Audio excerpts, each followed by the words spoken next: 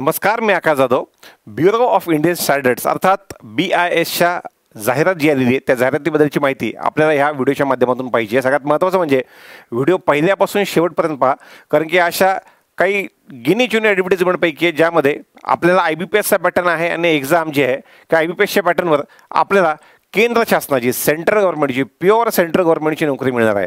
बँकामध्ये आता तो प्युअर सेंट्रल गव्हर्नमेंट येत नाही, तो सेंट्रल गव्हर्नमेंट स्पॉन्सर्ड म्हणा किंवा PSU म्हणा, पब्लिक सेक्टर अंडरटेकिंग येतात.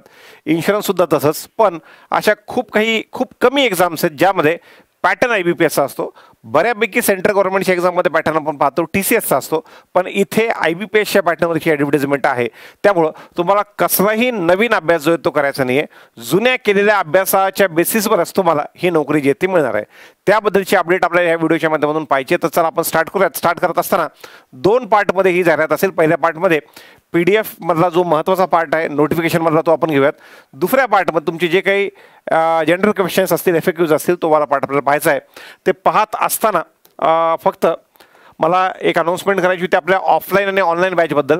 आपली ऑनलाईन बॅच संकल्प 247 ॲपवर बँकिंग प्राईम 7.0 ही 29 ऑगस्टला स्टार्ट झाली. त्याच्यावर अजूनही बेसिकचे लेक्चर सुरू आहेत आणि बऱ्यापैकी जो पार्ट लाईव्ह झालेला आहे तो रेकॉर्डेड नंतर अवेलेबल असतो. तर ज्यांना कोणाला नवीन बँकिंगची तयारी स्टार्ट करत आहेत त्यांना pre plus mains plus interview ह्या फॉर्मॅटमधली ही बॅच आहे. ही बॅच जॉईन करू शकतात. ज्यांना असं वाटतं ऑफलाईन संभाजीनगरमध्ये येऊन करायचं ते 26 ऑगस्टपासून आपली एक बॅच स्टार्ट झालेली आहे. प्रारंभ 9.0 नावाची ही ऑफलाईन आहे. तर ह्या बॅचसाठी सुद्धा त्या ज्यांचा इंटरेस्ट असेल ते येऊ शकतात. आपण थोडंसं पुढे आपल्या जाहिरातीवर येऊयात. सध्याला जी की इथे आहे, चला बघा, त्यातला महत्त्वाचा पार्ट मी बोल्ड केलेला आहे. ही जी जाहिरात आहे ते ग्रुप B पोस्टपासून म्हणजे लेवल 10 पासून ते खाली आलेली आहे, ज्यामध्ये असिस्टंट डायरेक्टरच्या 3 वेगवेगळ्या पोस्ट आहेत. त्याच्यामध्ये आपला इंटरेस्ट नाही, कारण की त्याला अनुभव लागतो. आपला जेन्युइन इंटरेस्ट जो आहे तो यातल्या 3 पोस्टसाठी आहे. एक म्हणजे असिस्टंट सेक्शन ऑफिसर, दुसरी म्हणजे सिनियर सेक्रेटरीएट असिस्टंट आणि तिसरी म्हणजे ज्युनियर सेक्रेटरीएट असिस्टंट. तिघांसाठी नंबर ऑफ वेकन्सीज खूप आहेत. वरती पर्सनल असिस्टंट आहे पण त्याला स्टेनो लागतो, त्यामुळे मी तो काढून टाकला. ह्या 3 पैकी असिस्टंट सेक्शन ऑफिसर 43 जागा, सिनियर सेक्रेटरीएट असिस्टंट 128 जागा आणि ज्युनियर सेक्रेटरीएट असिस्टंट 78 जागा ह्या पद्धतीने असणार आहेत. त्यातली assistant section officer group B post असल्यामुळं एज लिमिट 30 असेल आणि बाकी सिनियर आणि ज्युनियर सेक्रेटरीएट असिस्टंटची एज लिमिट जी 27 असणार आहेत. OBC 3 वर्ष जास्त आणि SC ST 5 वर्ष जास्त. जो आपला नेहमीचा नियम आहे तो इथं लागू आहे. पहिल्यांदा BIS म्हणजे काय आहे सर, थोडंसं त्याबद्दल सांगता का? तर BIS जे आहे ते ब्युरो ऑफ इंडियन स्टँडर्ड, ज्याचं जुनं नाव ISI होतं आणि ती जी इन्स्टिट्यूट वर्क करते under ministry of consumer affairs. तर हा प्युअर सेंट्रल गव्हर्नमेंटचा जॉब आहे. तर ministry of consumer affair under Delhi इथे हेडक्वार्टर्ड आहे, पण मुंबईला सुद्धा वेस्टर्न रिजनचं साधारणतः झोनल ऑफिस आहे. त्यामुळं बऱ्यापैकी स्टेट कॅपिटलमध्ये तुम्हाला ह्या यांचे ऑफिसेस जे ते पाहायला मिळतील. थोडं पुढे या, आपण जाहिरातीबद्दल बघूयात. त्याच्याशिवाय इतर पण पोस्ट आहेत बरं का. ITI लेवलवर तुम्हाला carpenter, welder, plumber, fitter, electrician आहेत. पण आपल्या यूट्यूब चॅनलला जो क्राऊड आहे एनी ग्रॅज्युएटवाला, मी ग्रॅज्युएट मुलांच्या हिशोबाने थोडंसं टार्गेट करून त्या हिशोबाने ठेवलेलं आहे. इनफॅक्ट तुम्हाला टेक्निकल असिस्टंटच्या जागासुद्धा आहेत. मेकॅनिकल, केमिकल आणि मायक्रोबायोलॉजी झालेल्या डिप्लोमा झालेल्या विद्यार्थ्यांना तर त्यासुद्धा आहेत. पण सध्या ह्या व्हिडिओतून आपला जास्त फोकस जे आहेत हे असिस्टंट सेक्शन ऑफिसर, त्यानंतर सिनियर सेक्रेटरीएट असिस्टंट आणि ज्युनियर सेक्रेटरी असिस्टंट ह्या 3 पोस्टवर असेल. त्यापैकी असिस्टंट सेक्शन ऑफिसर हे लेवल 6 आहे आणि बाकी 2 जे आहेत त्या लेवल 4 आणि लेवल 2 अशा लेवलच्या पोस्ट असणार आहेत. थोडं पुढे या, एज्युकेशनल क्वालिफिकेशन बघा. त्यापैकी असिस्टंट सेक्शन ऑफिसरसाठी बॅचलर्स डिग्री पाहिजे आणि सोबत कम्प्युटर प्रोफिशियन्सी लागेल. Computer proficiency at least level 6 of national skill qualification framework हे लागणार आहे. सर हे नवीन काय असतं? ह्याआधी मी 2 व्हिडिओ बनवलेले आहेत, एक 2 वर्षाआधी, एक 4 वर्षाआधी. जो 4 वर्षाआधीचा आहे तो 64,000 व्ह्यूजवाला आहे. जो 2 वर्षाआधीचा आहे तो 31,000 व्ह्यूजवाला. असे 2 व्हिडिओज आहेत. मी दोघांचीही लिंक खाली तुम्हाला उपलब्ध करून देतोय ह्या व्हिडिओच्या खाली, कारण की ह्यात जर मी पुन्हा ते सांगत बसलो तर व्हिडिओची लेंथ खूप वाढते. त्याच्या खाली डिस्क्रिप्शनमध्ये मी लिंक अवेलेबल करून देतोय. त्यातून तुम्हाला तुमचं ग्रॅज्युएशन जे आहे ते NSQFच्या लेवल 6 मध्ये बसतं का तेवढं पाहून घ्यायचं आहे. ठीक आहे. तर ह्यामध्ये ग्रॅज्युएशन लागेल आणि NSQF लेवल 6चं तुमचं ग्रॅज्युएशनचं जे सर्टिफिकेशन आहेत, वेगळं सर्टिफिकेशन नाही, तुमचं ग्रॅज्युएशनच पकडलं जातं त्यामध्ये. तर या 2 गोष्टी त्यामध्ये लागतील. सर हे मला थोडंसं अवघड वाटतंय, मला माझ्या हिशोबानं सांगा, मग तुमच्या हिशोबानं तुम्हाला सिनियर सेक्रेटरीएट असिस्टंटसाठी ग्रॅज्युएशन डिग्री पाहिजे, बाकी काहीच नाही आहे. ते टायपिंग टेस्ट घेतील, ते टायपिंग टेस्टची तयारी नंतर करता येईल. आणि ज्युनियर सेक्रेटरीएट असिस्टंटसाठी सुद्धा ते फक्त बॅचलर डिग्री लागतात, त्याच्याशिवाय कसलंही टायपिंगचं वेडावाकडं सर्टिफिकेट लागत नाही. त्यामुळं फक्त ग्रॅज्युएट पास पाहिजे. बरं, एक एक्झाम आणि स्किल टेस्ट संपलं, त्यावर सिलेक्शन.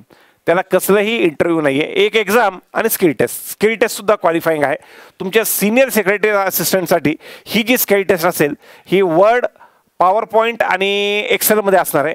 ही स्किल टेस्ट मी SSC CGLच्या एक्झामची दिलेली आहे. खूप सोपी असते, कसलाही टायपिंग बिपिंग न करता मला सहज ती एक्झाम पास करता आली होती, क्वालिफाय करता आली होती ज्या वेळेला मी CGLची एक्झाम दिली होती. त्यामुळे खूप सोपं आहे. आणि ज्युनियर सेक्रेटरी असिस्टंटसाठी फक्त टायपिंग आहे, त्यांना एक्सेल आणि पॉवर पॉईंट पण नाही आहे. तर या पद्धतीनं आहे.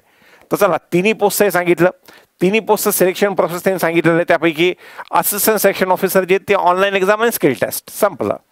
सिनियर सेक्रेटरी असिस्टंट जे ती ऑनलाईन एक्झाम आणि स्किल टेस्ट, आणि ज्युनियर सेक्रेटरी असिस्टंट सुद्धा ऑनलाईन टेस्ट आणि स्किल टेस्ट किंवा टायपिंग टेस्ट.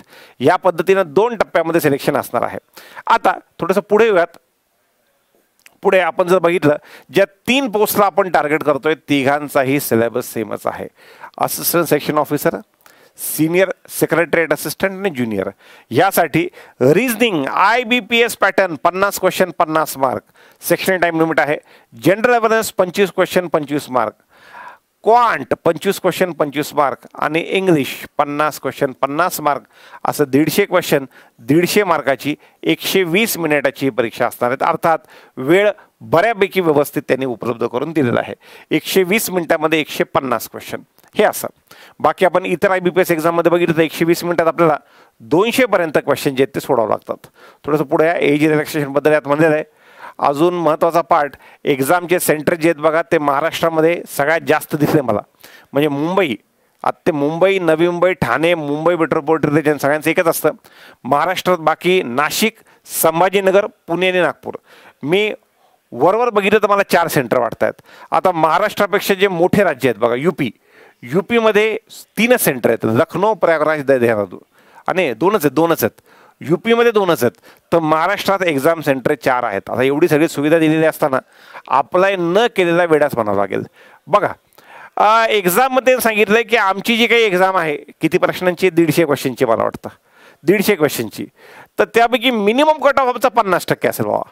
ह्याचा सांगण्याचा अर्थ आहे की एक्झाम खूप सोपी असणार आहे. एक्झाम खूप सोपी असणार आहे. अजून पुढे या. एवढा 50%चा कट ऑफ सांगितला, म्हणजे सेक्शनल कट ऑफ येस असणार आहे आणि टोटल कट ऑफ सुद्धा असणार आहे. सेक्शनल कट ऑफला येस म्हणलेला आहे. IBPS पॅटर्न पुन्हा एकदा थोडंसं पुढे. एक्झामची ॲप्लिकेशन प्रोसेस जी आपली टिपिकली IBPSची एक्झाम असते, ॲप्लिकेशनची लास्ट डेट 30 सप्टेंबर आहे. 30 सप्टेंबर. पण शेवटच्या डेटची वाट न पाहता एकदा व्हिडिओ बघितला की लगेच ॲप्लिकेशन स्टार्ट करायचं आहे.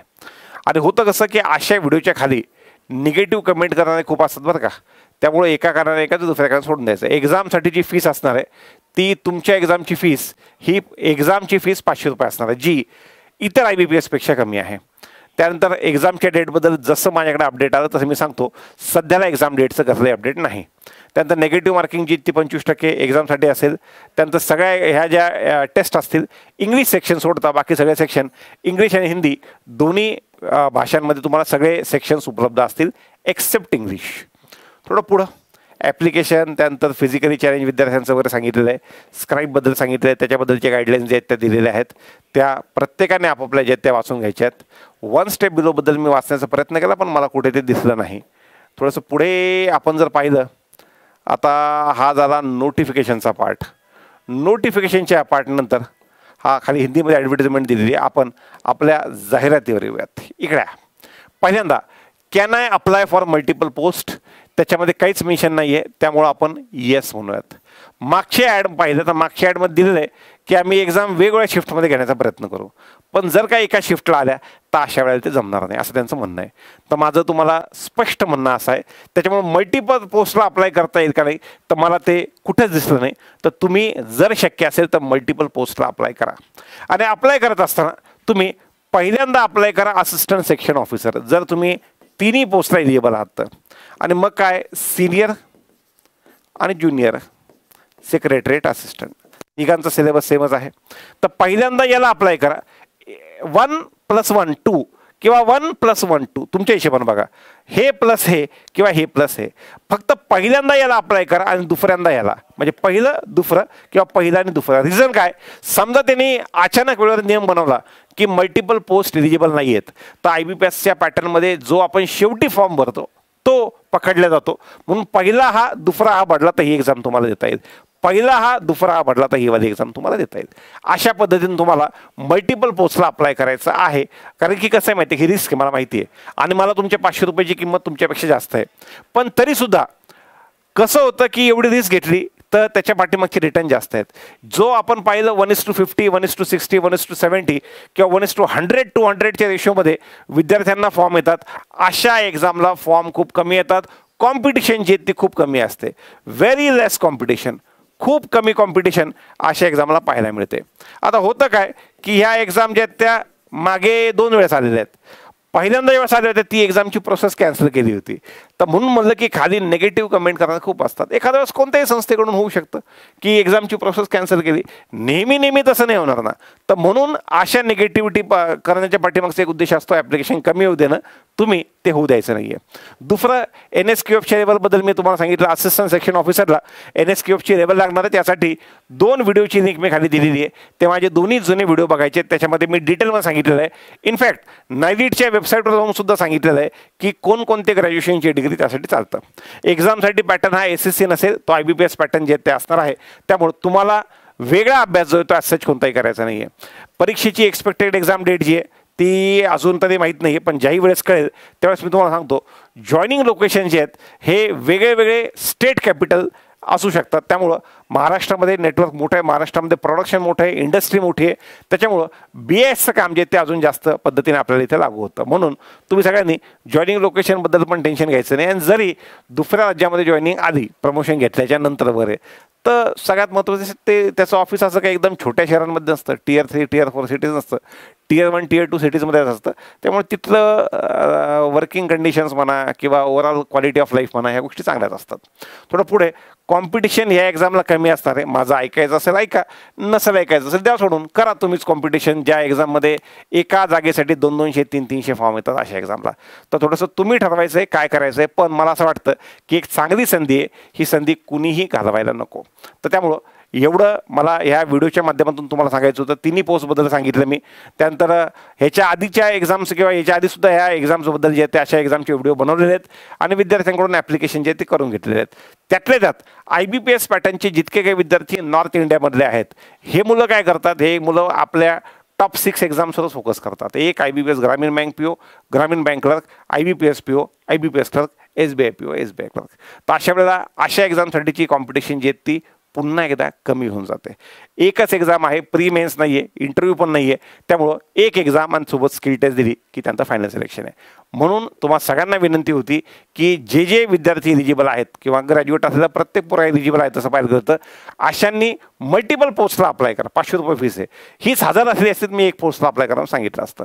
एक्झाम सेंटर जे आहेत ते महाराष्ट्रामध्ये 4 ठिकाणी आहेत. तर त्यामुळं अशा वेगवेगळ्या एक्झाम सेंटर्स आणि बाकी सगळ्या गोष्टी तुमच्या हातात असल्यामुळं एक चांगली संधी ह्या परीक्षेच्या निमित्ताने जास्तीत जास्त विद्यार्थ्यांनी जास्तीत जास्त पोस्टला अप्लाय करावं एवढीच अपेक्षा मी व्यक्त करतो आणि सध्या थांबतो. धन्यवाद.